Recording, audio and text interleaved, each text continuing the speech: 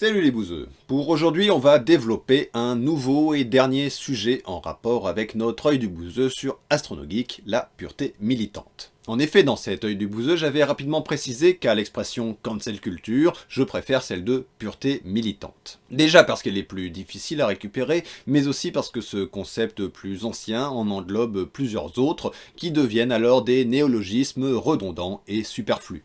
Le wokisme, les social justice warriors, la cancel culture, finalement tout ceci ne renvoie qu'à la pureté militante. Cette pureté militante consiste en des injonctions à être le militant le plus engagé et le plus pur en ce qui concerne l'application d'une doctrine politique. Précisons tout de suite que c'est quand même plutôt un truc de communiste autoritaire. D'ailleurs, dans mon vlog de septembre 2019, en réponse à ces gens qui me reprochaient d'avoir fait des blagues douteuses il y a 5 ans, en l'occurrence des gens de gauche bernés par la propagande d'extrême droite visant à me discréditer, mais bref, j'avais donc traité ces gens de staliniens. À juste titre ou pas, c'était peut-être exagéré.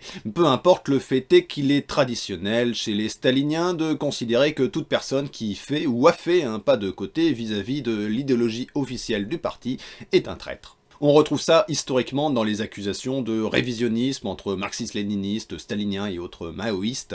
Un lien est dans la description. On peut le constater aussi avec les accusations « tu divises la lutte » lancée aux féministes antiracistes LGBT de la part de ceux qui prétendent ne jurer que par la lutte des classes avant tout, alors qu'ils passent plus de temps à s'en prendre aux féministes antiracistes LGBT plutôt qu'à défendre le prolétariat. Pourtant, être un peu coincé quand il s'agit de remettre en cause la doctrine n'est pas spécifique à la gauche, l'extrême gauche ou les nostalgiques du comité central. C'est évidemment commun chez les intégristes religieux et leurs textes sacrés, mais aussi à droite et à l'extrême droite pour qui toute division est une menace qui conduira inévitablement à la chute de la civilisation. Mais si ce concept de pureté militante existe à gauche, qu'on en parle, et qu'on considère que c'est un problème, qu'on en parle publiquement, comme Nathalie Wynne et la cancel culture, c'est bien parce que ce n'est pas normal de trouver ce genre de choses à gauche. Il est normal pour un intégriste religieux de vouloir imposer sa conception de la parole de Dieu, car il ne peut y en avoir qu'une, sinon ce serait admettre qu'il y a plusieurs dieux ou plusieurs foi.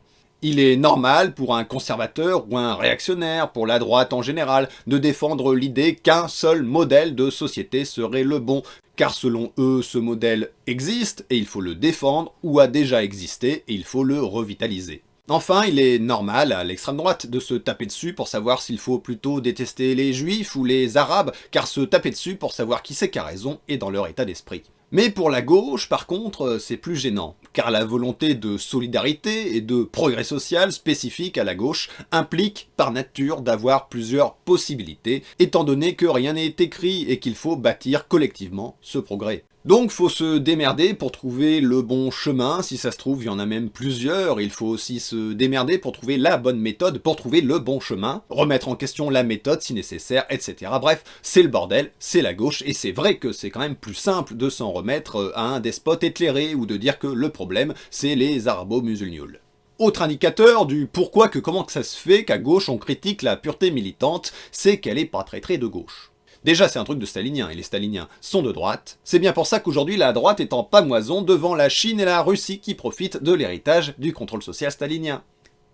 Mais on retrouve aussi dans la pureté militante une vision des choses incompatible avec la gauche. Quand Nathalie Wynne parle de cancel culture, qui n'est qu'une expression de la pureté militante, elle relève l'absence de pardon, que si une personne a fauté, il faudrait le lui reprocher toute sa vie, et elle se retrouverait bannie des sphères militantes. Pourtant, si on est de gauche, déjà, on est plutôt pour la justice réhabilitative, et on considère que les gens peuvent changer. Que ce n'est pas honteux ni hypocrite de dire blanc un jour et noir 5 ans plus tard.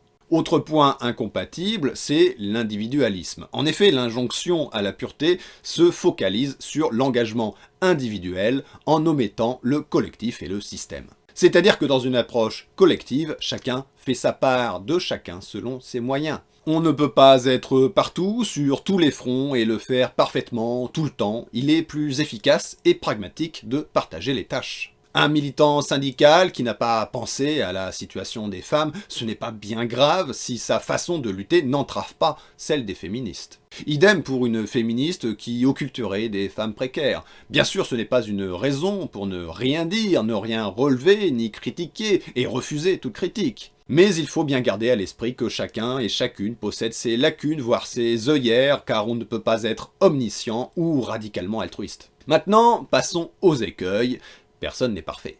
Et je ne parle pas de choses hors sujet, comme Astronogeek, qui nous dit qu'il a mis de la lessive dans une fontaine, quel petit sacripant. Moi-même, le procureur a voulu m'envoyer en prison la fois où je me suis retrouvé au tribunal pour outrage à agent et rébellion. Mais on s'en fout, ça n'a pas de rapport avec la lutte progressiste. D'autant plus que, bon, avoir outrage et rébellion dans mon casier, ça risque pas de déplaire à un public de gauche. Non, je parle bien entendu de comportements en lien direct avec les oppressions, avec la lutte sociale. On ne manque pas de féministes reconnus qui ont fait leurs vidéos ou bandes dessinées bourrées de sexisme intériorisé, voire de sexisme tout court. Je ne donnerai évidemment pas de nom et je vous serai gré de ne pas le faire dans les commentaires afin de ne pas nourrir les commérages. Tout ça c'est du passé et le passé c'est de droite. Mais même en dehors de la sphère publique, il est juste normal de reproduire ce en quoi la société nous a endoctrinés dès l'enfance. Alors attention, ce n'est pas forcément une excuse, comme j'en parlais dans LBM 89. Mais c'est à prendre en compte, et cela implique qu'on a tous et toutes nos casseroles. C'est mon cas, par exemple.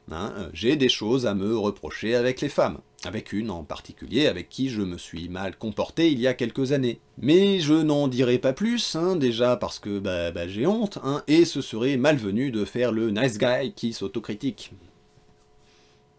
Et si là je le fais, ça marche plus alors. Toutefois, là où ça devient comique, c'est que cette injonction à la pureté militante ne s'arrête pas aux sphères militantes, c'est-à-dire que ce serait uniquement des militants de gauche qui s'écharpent entre eux pour savoir qui c'est qui a le meilleur engagement politique. Non, toute personne un tant soit peu engagée dans une cause a forcément reçu l'une ou l'autre injection à la cohérence excessive, l'un ou l'autre ad hominem remettant en cause sa logique. Tu te dis anticapitaliste, mais t'as des baskets, ou un ordinateur, ou un smartphone, etc.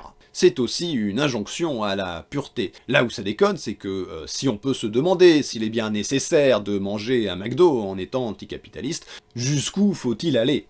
En poussant la logique à fond, ce qui est demandé par cette injonction, cette idée que si tu critiques la société, alors tu ne dois pas vivre dans cette société, faut-il vraiment se retrouver à poil dans les bois à coudre ses slips en fibre d'ortie ?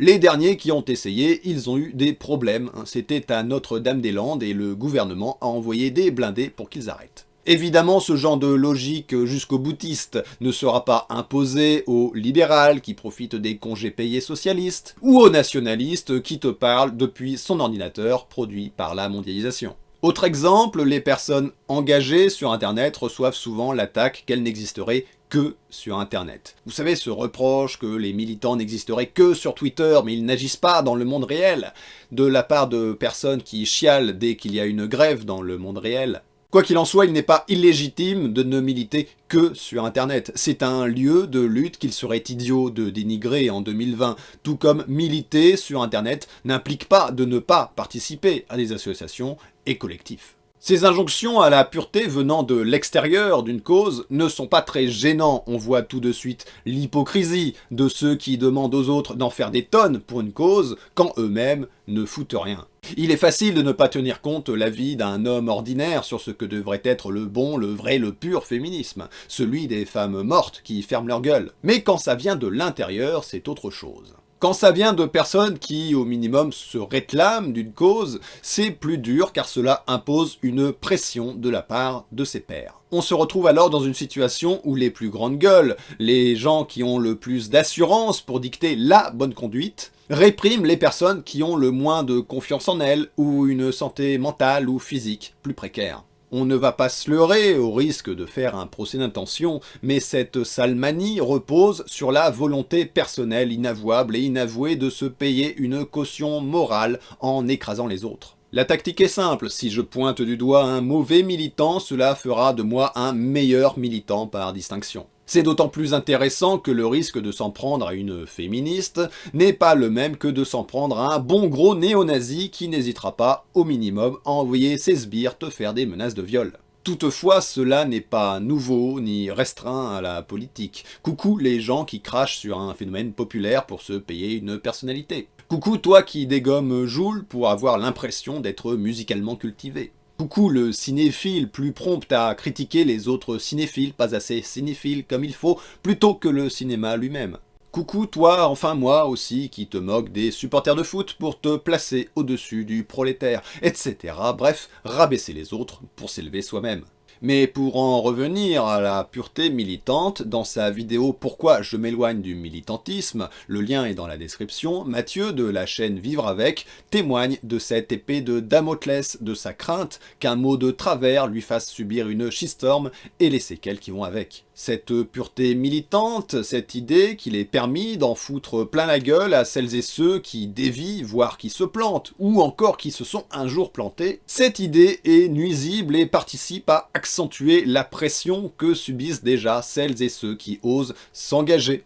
Il faut ainsi rester compréhensif, et si l'injonction à la bienveillance et à la pédagogie est contre-productive quand il s'agit de parler à des gros connards, il est nécessaire de garder à l'esprit qu'avec les autres, un peu de compromis et de nuance ne fait pas de mal. Toutefois, la nuance, ça va dans les deux sens pour éviter de dénoncer une pureté militante, comme certains dénoncent une cancel culture dès qu'on ose exprimer un désaccord. Si pourrir quelqu'un perpétuellement pour un tweet de travers il y a 5 ans peut être déplacé, à moins d'être un gros con d'extrême droite, c'est dans leur méthode. Pour autant, on peut se permettre de ne pas accepter une raciste notoire pour parler de féminisme, car elle ne participe pas à libérer toutes les femmes. Et peut-être qu'un violeur pourrait se faire discret et trouver une autre occupation que l'engagement progressiste, tout comme on peut trouver des hommes engagés qui ne soient pas des violeurs. Enfin, je suppose. Pour conclure, j'aimerais dire aux gens qui craignent d'être la cible d'injonctions à la pureté d'accepter et de défendre l'idée qu'on ne peut pas être d'accord avec tout le monde. Mais j'aimerais dire aussi aux témoins de telles injonctions que la tentative de monopole sur le cybermilitantisme d'une minorité de grandes gueules qui se croient mieux que les autres n'est pas une fatalité. N'hésitez pas à vous défendre plutôt qu'à subir de crainte d'être disqualifié du bon, du vrai, du pur militantisme. Quelqu'un d'hostile à des camarades n'est pas à traiter comme un camarade.